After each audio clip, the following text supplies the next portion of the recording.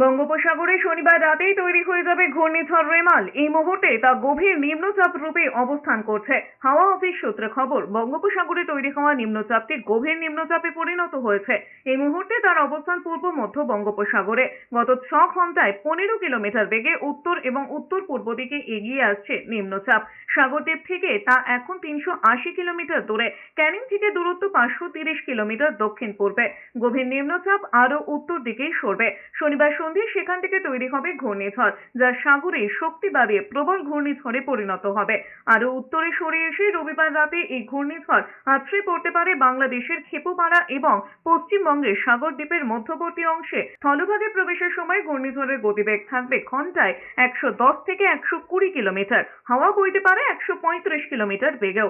এর প্রভাবে কলকাতা, হাওড়া, হুগলি, উত্তর ও দক্ষিণ 24 পরগনা, পূর্ব মেদিনীপুরে ভারী থেকে অতি ভারী বৃষ্টি হতে পারে রবিবার এবং সোমবার। এই দুদিনের জন্য 24 পরগনায় লাল সতর্কতা জারি করা হয়েছে হাওয়া অফিসের তরফে।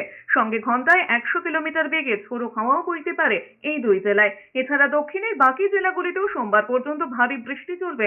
ঘন্টায় 60 থেকে 70 কিলোমিটার বেগে ঝোড়ো হাওয়াও বইতে পারে সব জেলায়। ঘূর্ণিঝড়ের কারণে সমুদ্র উত্তাল থাকতে পারে। আবহাওয়াবিদেরা আপাতত সোমবার পর্যন্ত মৎস্যজীবীদের সমুদ্রে যাওয়া নিষেধাজ্ঞা জারি করেছে।